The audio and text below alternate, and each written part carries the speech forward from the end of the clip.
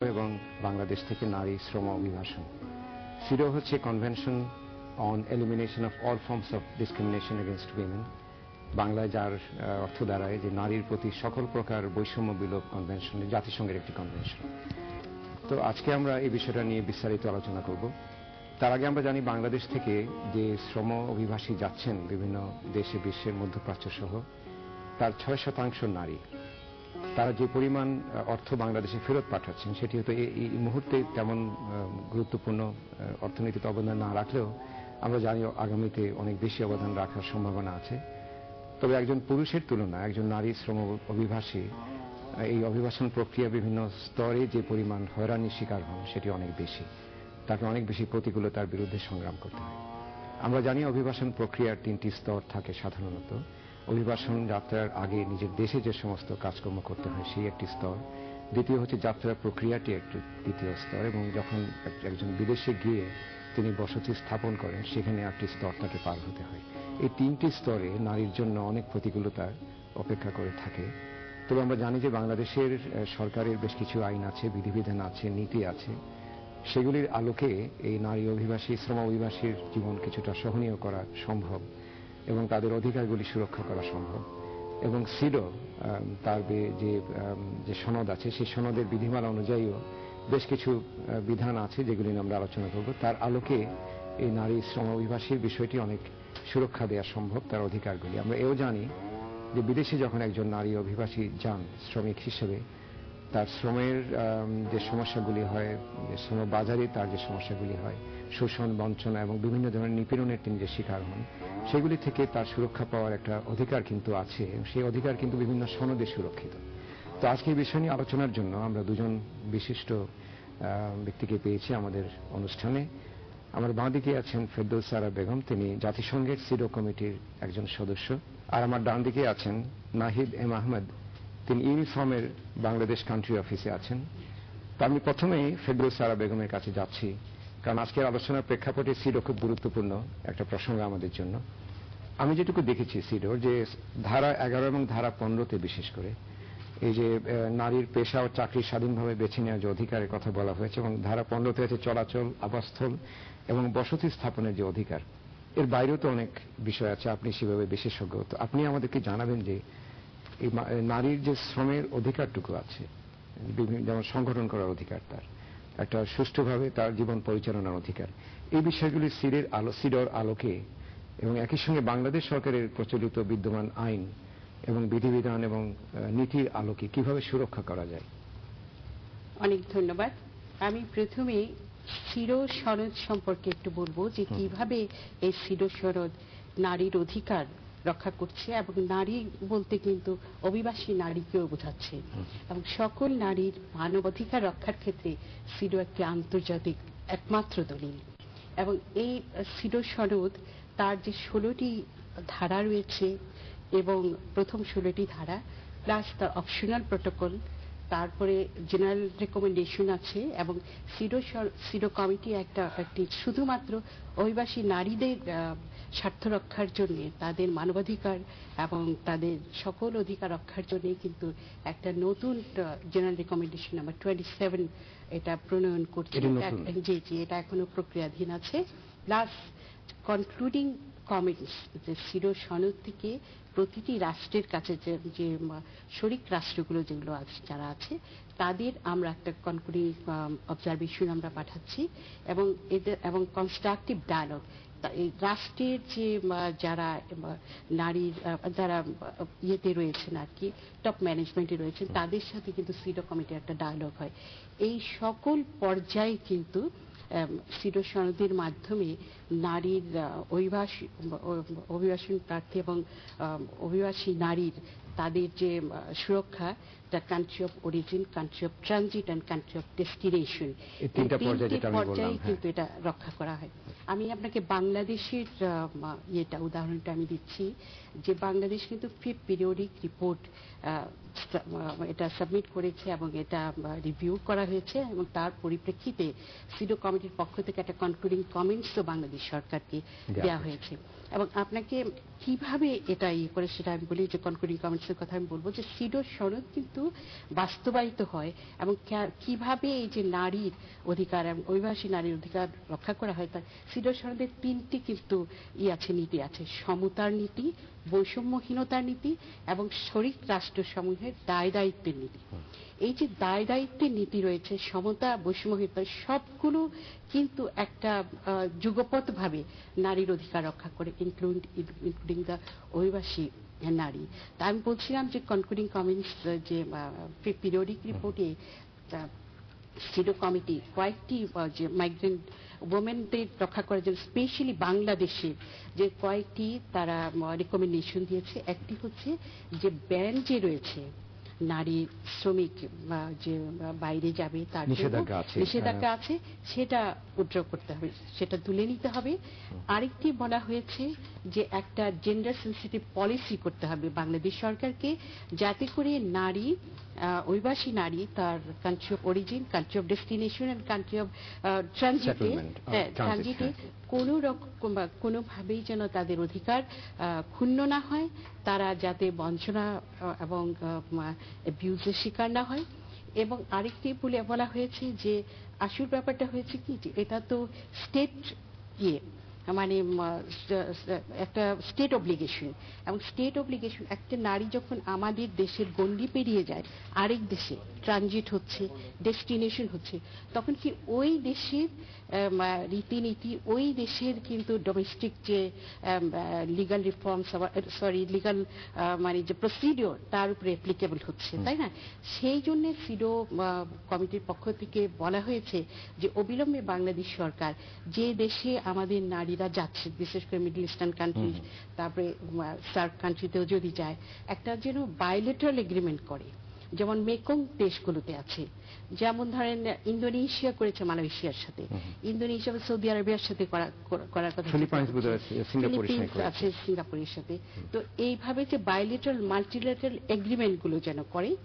আরেকটি ইম্পর্টেন্ট জিনিস বলা হয়েছে যে একটা নেটওয়ার্ক তৈরি করা, যাতে করে নারী যখন বাইরে যাচ্ছে, আমাদের অভিবাসী নারী, তাদের উপযুক্ত ট্রেনিং দেওয়া, তাদেরকে ল্যাঙ্গুয়েজ গুলো সম্পর্কে তাদেরকে অবহিত করা, এবং যে দেশে যাচ্ছে সেই দেশের ভাষা এবং কি কাজ করতে যাচ্ছে সেই কাজ সম্পর্কে তাদেরকে অবহিত করা, হয়তো কিছুটা সংস্কৃতি সম্পর্কে তাদের ধারণা, সংস্কৃতি সম্পর্কে, ফুড হ্যাবিট সম্পর্কে, কালচার সম্পর্কে, এবং সর্বোপরি নিজের অধিকার রক্ষার সম্পর্কে, তার যে ট্রাভেল ডকুমেন্টগুলো কি করে সে সিকিউর করবে, এই সমস্ত কিছুর ব্যাপারে কিন্তু গভর্নমেন্টকে, আমাদের সরকারকে একটা রিকমেন্ডেশন দিয়েছে।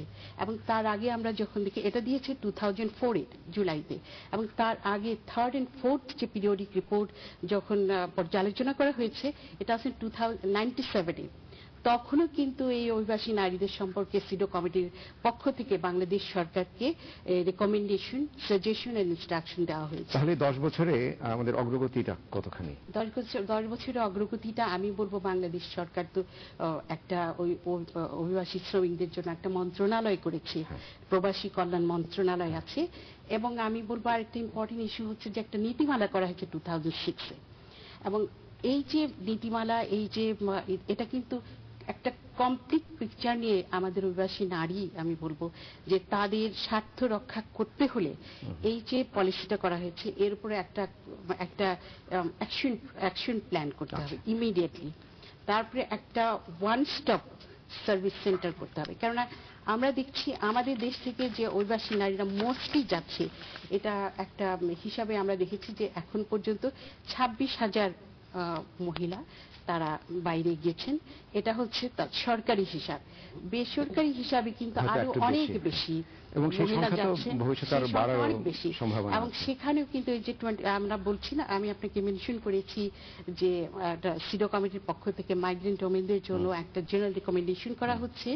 সেখানে কিন্তু নারীদের বিভিন্ন শ্রেণী বিভাগ করা হয়েছে বিভিন্নভাবে, যে নারী শ্রমিক যারা রয়েছেন তারা একদল হচ্ছে তাদের যে ভালনারেবিলিটি কি অবস্থা তাদের, এবং কোথাও গেলে তাদের কি ধরনের বৈষম্য এবং কি ধরনের সম্মুখীন হতে পারেন। তাদের স্কিল, মানে তারা কি দক্ষ শ্রমিক, তারা সেমি দক্ষ নাকি একদম অদক্ষ, অদক্ষ শ্রমিক। তাদের এই যে বিভিন্ন স্টেজের উপর ডিপেন্ড, এবং তাদের ট্রাভেল ডকুমেন্ট, এগুলো কি তাদের মানে ট্রাভেল ডকুমেন্ট গুলো অনেক সময় দেখা যায় যে তাদের মানে ভ্যালিড ডকুমেন্ট নিয়ে যেও তারা যে রীতা আফসার যিনি একজন রিসার্চার, কিছু আমি তার একটা পড়েছি গবেষণা, সেখানে আমরা দেখছি যে ট্রাভেল ডকুমেন্ট নিয়েও কিন্তু তারা একটা সিচুয়েশনে পড়ে যাচ্ছে, একটু হ্যারাসমেন্টের মধ্যে পড়ছে তাদের যদি এটা ভুয়া ডকুমেন্ট থাকে, তাই না?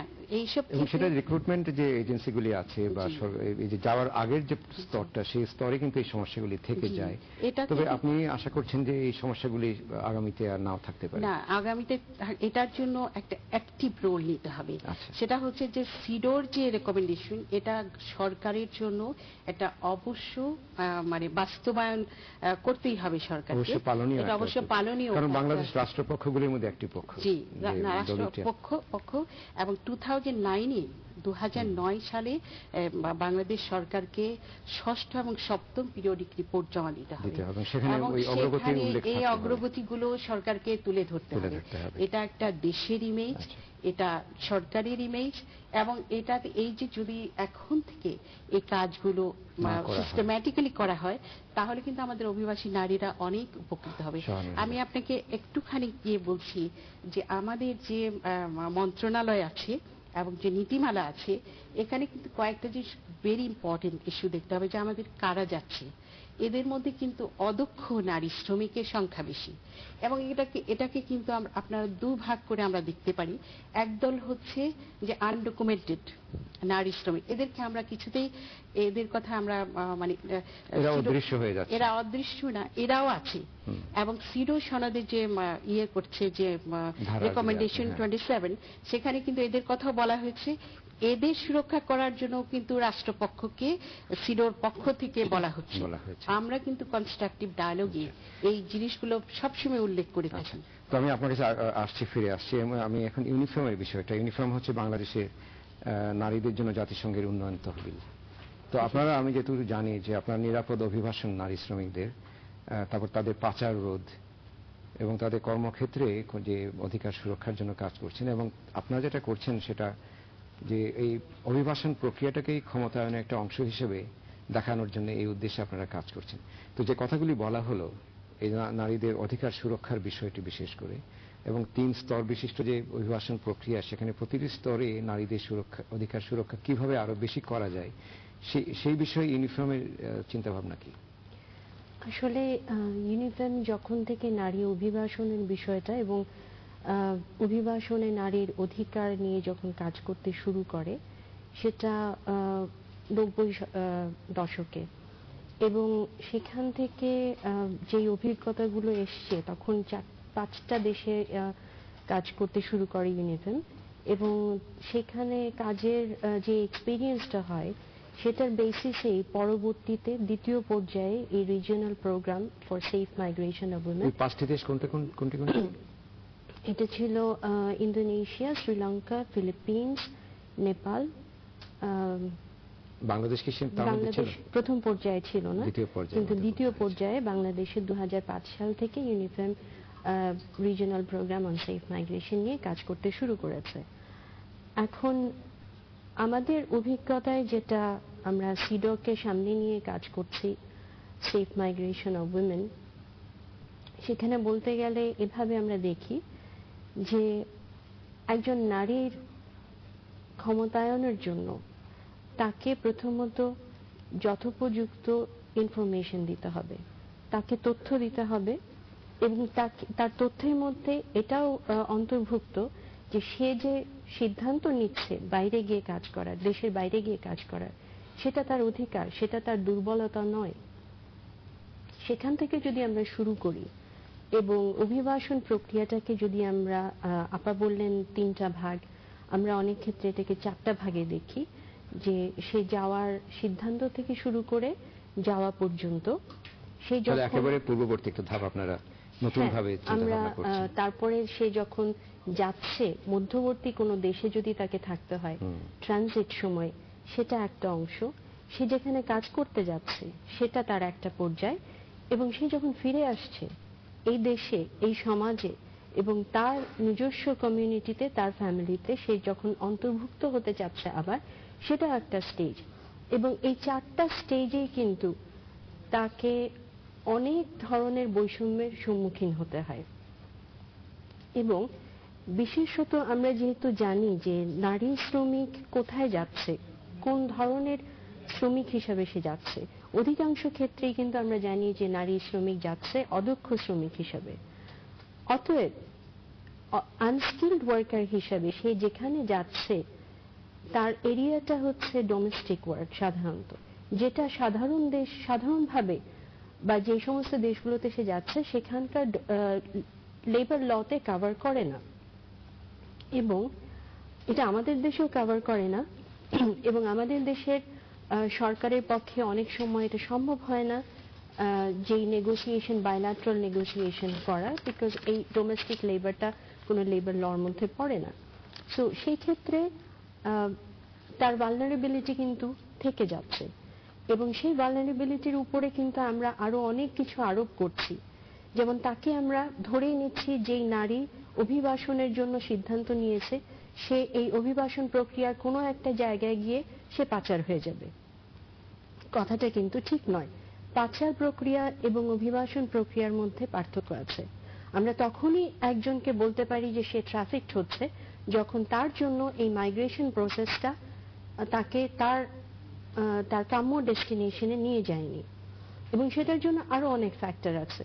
সো আমরা যদি চিন্তা করি যে এর ভেতরে অনেকগুলো ধাপ আছে যেখানে তার জন্য সেফটিটা একটা বড় ইস্যু, নিরাপদ অভিবাসন তার জন্য একটা ইস্যু, এবং সেই কারণেই ইউনিফেমের সমস্ত প্রোগ্রামগুলো একজন নারীকে এম্পাওয়ার করার জন্য, একজন নারী অভিবাসী শ্রমিককে এম্পাওয়ার করার জন্য যত ধরনের তথ্য প্রয়োজন সেটা দেয়া, এবং এই অভিবাসন প্রক্রিয়ার সাথে যত অ্যাক্টর আছে সরকার থেকে শুরু করে রিক্রুটিং এজেন্সি পর্যন্ত, ইভেন যে নারী অভিবাসী শ্রমিক সে নিজেও এবং তার পরিবার সবাইকে নিয়ে তার জন্য অ্যাওয়ারনেস তৈরি করা এবং তার জন্য একটা এনেবলিং এনভায়রনমেন্ট তৈরি করা, সেটাই হচ্ছে ইউনিফেমের কাজের। আচ্ছা, আপনি যেহেতু সিডোতে জাতিসংঘ কমিটিতে আছেন, নিশ্চয়ই আপনি ওই ইন্দোনেশিয়া বলুন বা শ্রীলঙ্কা বা ফিলিপাইন, তাদের সঙ্গে তো আপনি কাজ করছেন। তো তাদের অভিজ্ঞতার সঙ্গে আমাদের অভিজ্ঞতাকে কি মেলানো যায়, এবং সেখানে তারা কোথায় ভালো কাজ করছে, আমরা কোথায় করতে পারছি না, বা আমাদের কোথায় একটু শক্তি, তাদের সেখানে সেই দুর্বলতা আছে, কি আপনি বলতে পারবেন খুব সংক্ষেপে? আমি এটুকু বলছি যে আসল ব্যাপারটা হচ্ছে কি যে প্রি ডিপার্চার প্রিপেয়ারনেস, যাওয়ার আগের যে প্রস্তুতি, সেটা সেক্ষেত্রে কিন্তু শ্রীলঙ্কায় একটা ব্যাপক একটা আছে সরকারের তরফ থেকে, ফিলিপিন্সে আছে, ইন্দোনেশিয়া আছে। আপনি যে প্রশিক্ষণের কথা বললেন, এগুলোই সব এর মধ্যে পড়ছে, প্রশিক্ষণ পড়ছে, যে প্রি ডিপার্চার প্রিপেয়ারনেস এর মধ্যে পড়ছে প্রশিক্ষণ, এর মধ্যে স্কিল ডেভেলপ, কি কাজে যাচ্ছে। আগে তো আমাদের শ্রম বাজারের সম্প্রসারণ, শ্রম বাজার কোথায় নারী শ্রমিকের প্রয়োজন আছে, এগুলো তো আমরা এখন দেখতে পাচ্ছি ওয়েস্টার্ন কান্ট্রিতেও, যে ডেমোগ্রাফিক চেঞ্জ হচ্ছে, যে ইয়েটা ইউরোপে আমাদের দেশ থেকে নার্স যাওয়ার একটা সম্ভাবনা আছে, মিডল ইস্টার্ন কান্ট্রিতে, দুবাইতে এবং অন্যান্য দেশে প্রচুর গৃহকর্মীর প্রয়োজন রয়েছে। এবং এখন আপনারা জানেন যে ডিক্লাইনিং পপুলেশন পৃথিবীর বিভিন্ন ওয়েস্টার্ন পশ্চিম দেশে, সেখানে কিন্তু বয়স্ক মানুষদের দেখাশোনার জন্য মানে ট্রেন্ড নার্স কাম এরকম কর্মীর দরকার আছে। এবং আমাদের দেশের মতো যে উন্নয়নশীল একটা দেশের জন্য একটা বিশাল একটা, তাহলে আমরা কি ওই শ্রীলঙ্কার অভিজ্ঞতাটুকু বা ইন্দোনেশিয়ার কাজে লাগাতে পারি না? আমরা পারি। আমরা কিভাবে পারি সেটা বলি। সেটা হচ্ছে প্রি ডিপার্চার প্রিপেয়ারনেসে আমাদের নীতিমালার মধ্যে এগুলো রয়েছে, কিন্তু এটা প্রি ডিপার্চার প্রিপেয়ারনেসে আমাদের অবশ্যই মানে স্কিল ট্রেনিং এর বিষয়টা রাখতে হবে, এবং এখানে আমাদের কর্মীদেরকে তাদেরকে এই বিষয়ে পাঠাবার আগে কিন্তু ট্রেনিং দিয়ে নিতে হবে। প্লাস তাদেরকে ল্যাঙ্গুয়েজ, যে দেশে যাচ্ছে সেই দেশের মোটামুটি একটু ল্যাঙ্গুয়েজ সম্পর্কে প্রশিক্ষণের কর্মসূচি জোরালো হলে সেখানে আপনার ভাষার কথাই বলুন বা এই যে বিভিন্ন সংস্কৃতি, বিভিন্ন দিক বা জীবন ধারণের বিভিন্ন চিত্র, সেগুলি সম্পর্কে জানানো সম্ভব। সেটা তো সম্ভব। তো জি, এটা খুবই সম্ভব। প্লাস আরেকটা জিনিস করতে হবে যে তাদের লিগ্যাল রাইটসটা প্রোটেক্ট করার জন্য আমাদের যে এমবেসিগুলো আছে, আমাদের যে মিশনগুলো আছে, সেখানে লেবারেটার্সকে যদি মহিলা নিয়োগ করা যায়, এটা একটা বড় ধরনের এটা খুব ভালো success, প্রস্তাবনা। হ্যাঁ, যে মহিলাদের নিয়োগ করা হলে, এবং একটা নেটওয়ার্কিং। আমাদের তো এখন ধরেন ট্রেড ডিপ্লোমেসি, আমাদের যে ডিপ্লোমেসি সারা পৃথিবীতে এখন হচ্ছে যে আমাদের কোথায় শ্রমবাজার আছে, কোথায় আমাদের মেয়েদের পাঠানো তাহলে যাবে। সেটি আমাদের যেহেতু সময় সংক্ষিপ্ত, এই মেয়েরা ফিরে আসার পর অনেক সময় দেখা যায় যে তার হাজবেন্ড হয়তো অন্য একজনকে বিয়ে টিয়ে করে অন্য ওই সংসার বিষয়টা পাচ্ছে। নিশ্চিত করতে হবে। সেটা কি ইউনিফর্ম এগুলোকে কাজ করছে কিছু? খুব আমরা সংক্ষেপে বলতে আসলে হবে। যেটা আমি আপনার সাথে যেটা যোগ করতে চাচ্ছি সেটা হচ্ছে যে আমাদের সঠিক পরিসংখ্যান দরকার। আমরা এখন যে বলছি 6% মহিলা শুধুমাত্র অভিবাসনে যাচ্ছে, সেটা সরকারি হয়তো সেটা সরকারি পরিসংখ্যান। হিসাবেও আমরা আসলে সেটাকে অল ইনক্লুসিভ বলতে পারছি না। হ্যাঁ। তো সেটা যতক্ষণ আমরা বলতে না পারবো ততক্ষণ আমরা তাদের রেমিটেন্সের অংশটাও বলতে পারছি না, এবং তাদের এই বিষয়টা যে কতটা গুরুত্বপূর্ণ সেটাও সে আমরা বিষয়ে কিন্তু সিদ্ধান্ত নেওয়া। পপুলেশনের। তো যাই হোক, তো আমাদের যেহেতু সময় আজকে শেষ হয়ে গেছে, অনেক গুরুত্বপূর্ণ কথা আমরা শুনলাম, এবং একটি জিনিস বেরিয়ে আসলো যে যাওয়ার আগের যে প্রশিক্ষণের বিষয়টি এবং তাদেরকে সচেতন করা অধিকার সম্পর্কে বিষয়গুলি সরকার করতে পারে, অন্যান্য দেশে হচ্ছে, আমাদের দেশে না হওয়ার কোনো কারণ নেই। খুব আশাবাদী কিছু কথা আমরা শুনলাম সিডো বিষয় থেকে শুরু করে ইউনিফর্মের কর্মযজ্ঞের বিষয়টা সম্পর্কে। তো আজকে আমাদের অনুষ্ঠান এখানে শেষ করতে হচ্ছে। আপনাদের সবাইকে ধন্যবাদ, এবং আমার দুই যে অতিথি আজকে এসেছেন তাদেরকে আমি ধন্যবাদ জানাই।